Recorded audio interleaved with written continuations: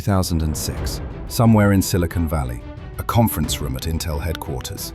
Paul Otellini, CEO of Intel, the most powerful chip company on the planet, is looking at a proposal from Apple. Steve Jobs wants Intel to build the processor for a new product, a phone.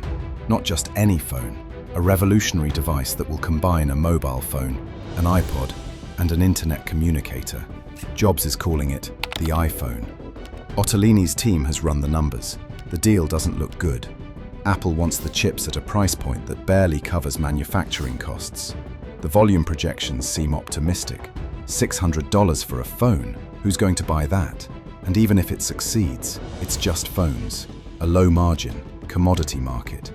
Intel makes its money on PCs and servers, high-performance, high-margin products. This iPhone thing is a distraction. Otellini has a decision to make. His gut tells him to take the deal. Steve Jobs doesn't do small things. If he's betting on this product, there's probably something there. But the spreadsheets tell a different story. The numbers don't work. The margins are terrible. The opportunity cost is too high. Otellini says no. It's the most expensive word in technology history. That single syllable, spoken in a conference room in 2006, will cost Intel over $150 billion in market value. It will hand the mobile revolution to ARM, a tiny British company Intel barely considers a competitor. It will lead to Apple designing its own chips and ditching Intel entirely. It will trigger a cascade of strategic failures that will destroy Intel's dominance and reshape the entire computing industry. Because here's what happened next. The iPhone launched in 2007. It sold 6 million units in the first year, 13 million in the second year. By 2010, over 100 million. By 2020, over 2 billion. Every single one powered by an ARM processor. None by Intel. And it wasn't just Apple. Google launched Android, also on ARM. Samsung, HTC, Motorola. Every smart dominated semiconductor manufacturing for 40 years had been surpassed. Meanwhile, AMD, Intel's longtime rival, was using TSMC to manufacture chips that were faster and cheaper than Intel's. AMD's market share in PCs went from 20% to 40%. In servers, Intel's most profitable market, AMD went from 5% to 25%. Billions of dollars in revenue, gone. And then there was Nvidia. Intel had dismissed them as a niche player making graphics cards for gamers. But Nvidia's chips turned out to be perfect for artificial intelligence, the most important computing workload of the 2020s. By 2024, Nvidia was worth over $3 trillion. Intel was worth $87 billion. The company Intel ignored was now worth 35 times more. All of this, all of it, traces back to that moment in 2006, when Paul Otellini looked at the iPhone proposal and said no. When Intel chose spreadsheets over vision, when the most dominant technology company of the 20th century made a decision that would cost them the 21st. This is the story of how Intel lost $150 billion, handed the future of computing to its competitors, and learned the hardest lesson in business. Sometimes, the most expensive mistakes are the opportunities you don't take. To understand how catastrophic Intel's mistakes were, you need to understand how utterly dominant they once were. Because Intel didn't just lead the chip industry, they were the chip industry. July 18, 1968, Mountain View, California. Robert Noyce and Gordon Moore, two engineers from Fairchild Semiconductor, found a new company. They call it Intel, short for Integrated Electronics. Their mission is to build the best semiconductor memory chips in the world. Within 3 years, they've pivoted to something even more revolutionary, the microprocessor. In 1971, Intel introduces the 4004, the world's first commercial microprocessor. It's a complete central processing unit on a single chip, programmable, flexible, and cheap. It changes everything. By the 1980s, Intel is the leading supplier of microprocessors for personal computers. When IBM launches the IBM PC in 1981, it uses an Intel 8088 processor. When Microsoft builds MS-DOS, it's designed for Intel chips. The combination becomes known as Wintel, and it dominates computing for 2 decades. Intel's dominance rests on 2 pillars. First, manufacturing excellence. Intel doesn't just design chips, it manufactures them in its own factories, called fabs. And Intel's fabs are the best in the world. They can produce chips with smaller transistors, higher performance, and better yields than anyone else. This vertical integration gives Intel a massive advantage. They can design chips that competitors literally cannot manufacture. Second, the x86 architecture. The instruction set that Intel develops becomes the standard for personal computing. Every Windows PC, every server, every enterprise system runs on x86. Software developers write for x86. Operating systems are built for x86. Switching to a different architecture would mean rewriting millions of lines of code. Intel has created a moat that seems unbreakable. By the late 1990s, Intel is one of the most valuable companies in the world. Its market cap exceeds $500 billion during the dot-com boom. Its processors power over 85% of the world's PCs. Its brand, Intel Inside, is one of the most recognized on the planet. CEO Andy Grove is named Time magazine's Man of the Year in 1997. Intel is so dominant that the US government investigates them for antitrust violations. So profitable that their gross margins exceed 60%. So powerful that PC manufacturers have no choice but to use their chips. Intel doesn't just win, they set the rules of the game. But even at the height of Intel's power,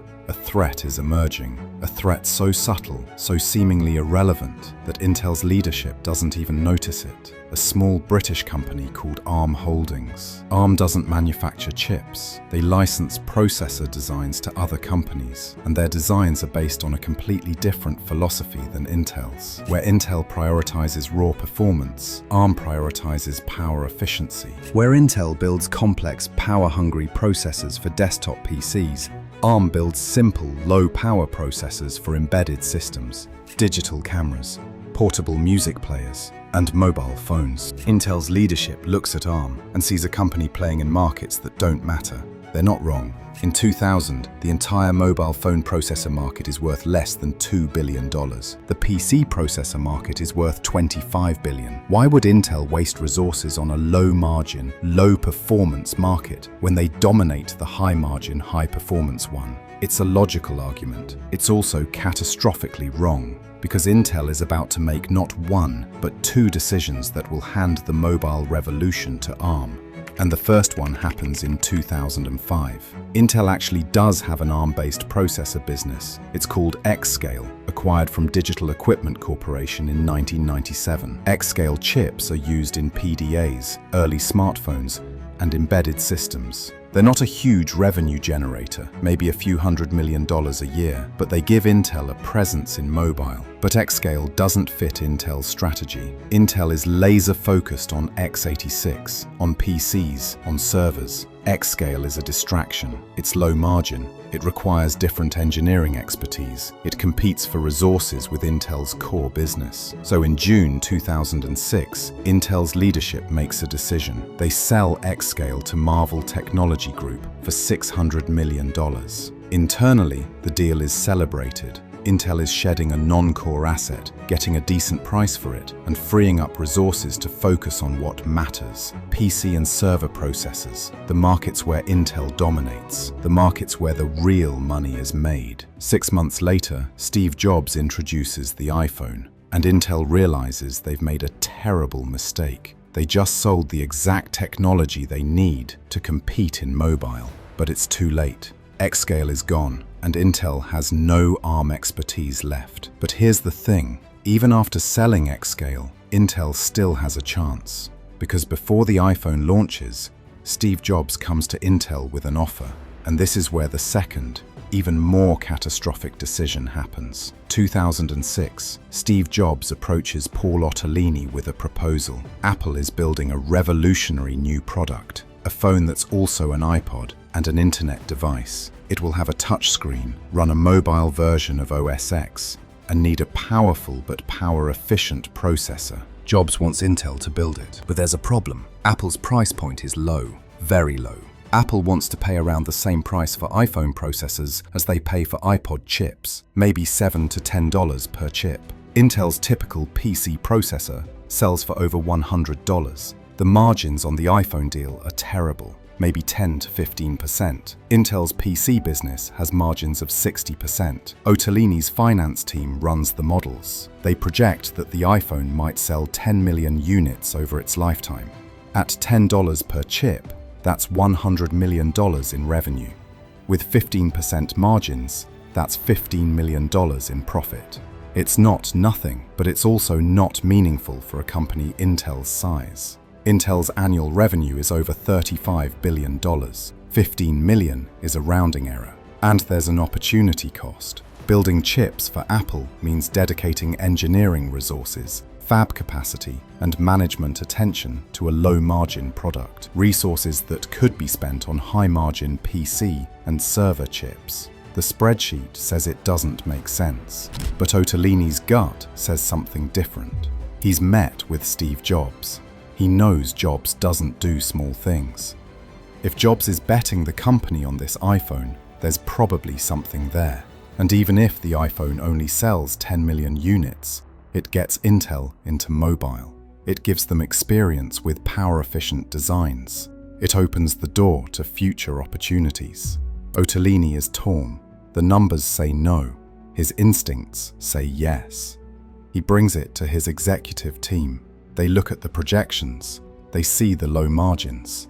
They see the opportunity cost. They recommend passing. Otellini makes the call. Intel says no.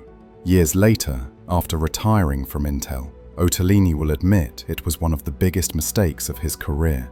In a public interview, he'll say, "The forecasted cost was wrong. The volume projections were wrong. My gut told me to take the deal. The spreadsheets told me not to. I chose the spreadsheets. I shouldn't have. But by then, it's far too late. Because the iPhone doesn't sell 10 million units over its lifetime. It sells 6 million in the first year, 13 million in the second year, 40 million in the third year. By 2010, Apple has sold 129 million iPhones. By 2015, over 700 million. By 2020, over 2 billion. Every single one of those iPhones uses an ARM-based processor, first designed by Samsung, then later by Apple itself. None of them use Intel. If Intel had said yes in 2006, they would have been inside every iPhone ever made. At $10 per chip, that's over $20 billion in revenue. Even at low margins, that's billions in profit. But the real cost isn't the revenue Intel missed. It's the strategic position they lost. Because Apple didn't just buy processors from Samsung and later design their own. They learned how to build ARM-based chips. They got good at it, really good. And once they mastered ARM for iPhones, they started thinking bigger. What if we used ARM for iPads? What if we used ARM for Macs? What if we didn't need Intel at all?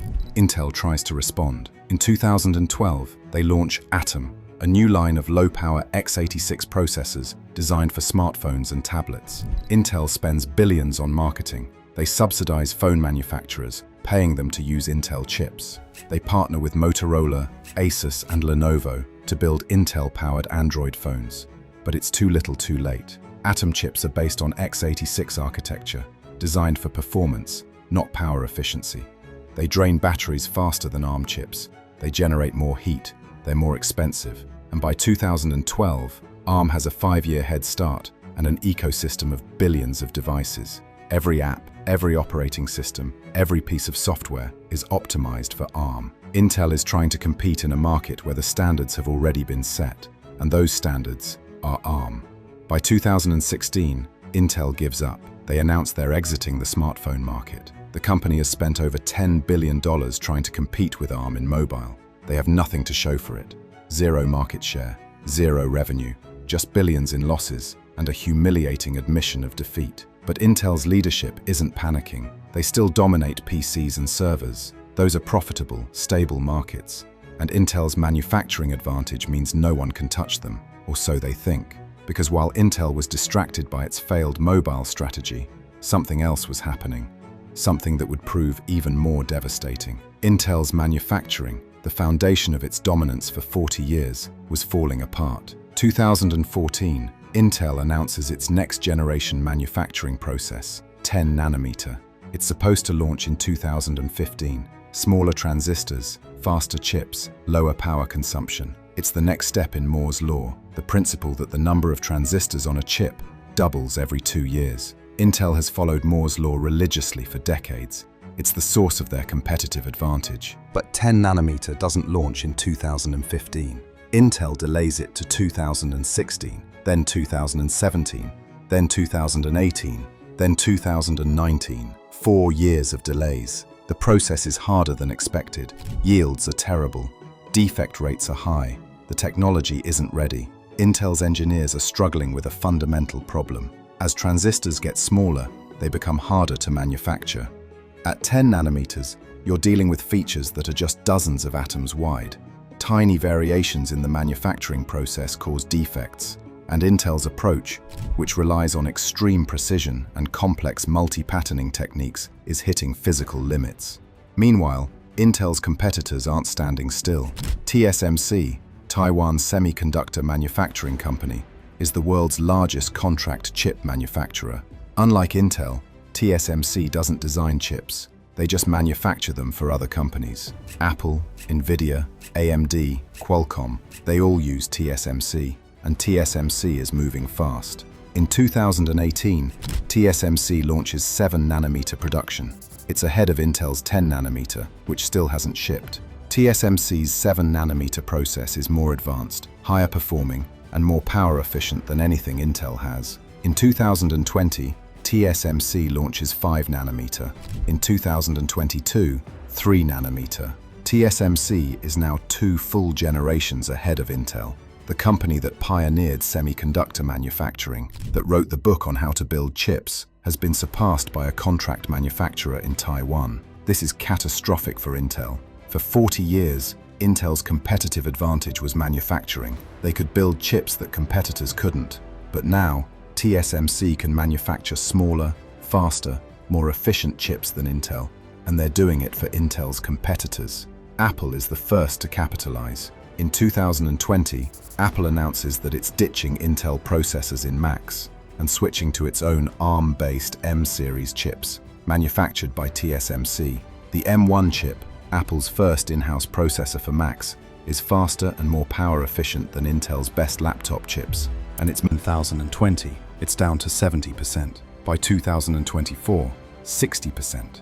AMD is taking share, and Intel can't respond because their manufacturing is broken. The server market is even worse. Intel has dominated servers for decades with its Xeon processors. Gross margins of 70%, almost no competition. It's Intel's most profitable business. But AMD's EPYC processors, manufactured by TSMC, are faster, more power efficient, and cheaper than Xeon. Cloud providers like Amazon, Microsoft, and Google start buying AMD chips instead of Intel. By 2024, AMD has over 25% of the server market. Intel's revenue from servers is declining. Their margins are compressing. The business that generated billions in profit is under siege. And Intel has no answer, because they can't manufacture chips as advanced as TSMC. And then there's Nvidia. For years, Intel dismissed Nvidia as a niche player. They make graphics cards for gamers, not a threat to Intel's core business. But Nvidia's GPUs, graphics processing units, turn out to be perfect for a new kind of computing: artificial intelligence. Training AI models requires massive parallel processing. CPUs, like Intel's, are designed for sequential tasks, one thing at a time, very fast. GPUs, like Nvidia's, are designed for parallel tasks, thousands of things at once. For AI workloads, GPUs are 10 times, 100 times faster than CPUs. As AI explodes in the 2020s, Nvidia becomes the most important chip company in the world. Every tech giant, every AI startup, every research lab needs Nvidia GPUs. Demand is so high that Nvidia's chips are back-ordered for months, and Nvidia's chips are manufactured by TSMC. on the most advanced process nodes available. By 2024, Nvidia's market cap exceeds $3 trillion. Intel's is under $100 billion. The niche player Intel ignored is now worth 35 times more, and Intel is almost completely irrelevant in AI. In February 2021, they bring in a new CEO, Pat Gelsinger. Gelsinger is an Intel veteran, a former chief technology officer who left in 2009 to run VMware. He's a technologist, an engineer, someone who understands chips at a deep level, and he has a plan to save Intel. Gelsinger calls it IDM 2.0, Integrated Device Manufacturer 2.0. The idea is that Intel will continue to design and manufacture its own chips, but it will also become a foundry, manufacturing chips for other companies, like TSMC does. Intel will invest over $100 billion to build new fabs in the US, Europe, and Asia. It will catch up to TSMC in manufacturing technology, and it will become a major player in the foundry business, competing directly with TSMC and Samsung. It's an ambitious plan, maybe too ambitious. Building cutting-edge fabs takes 5 to 7 years and tens of billions of dollars. TSMC has a decade head start and relationships with every major chip designer in the world, and Intel's track record on execution is abysmal. The 10-nanometer delays prove that Intel can't deliver on its manufacturing promises. But Gelsinger is confident. He's betting that Intel's legacy, its engineering talent, and massive government subsidies from the US CHIPS Act will be enough to turn things around. He's betting that customers will give Intel a second chance. He's betting that Intel can catch up to TSMC. By 2024, it's clear the bet isn't paying off. Intel's new fabs are behind schedule. Its foundry business has almost no customers. Its manufacturing is still behind TSMC, and its financial results are catastrophic. In August 2024, Intel reports its worst quarterly results in decades. Revenue is down 15% year over year. The company posts a loss of $1.6 billion, and Gelsinger announces that Intel is laying off 15% of its workforce, over 15,000 people. The company is also suspending its dividend for the first time in over 30 years. The stock crashes.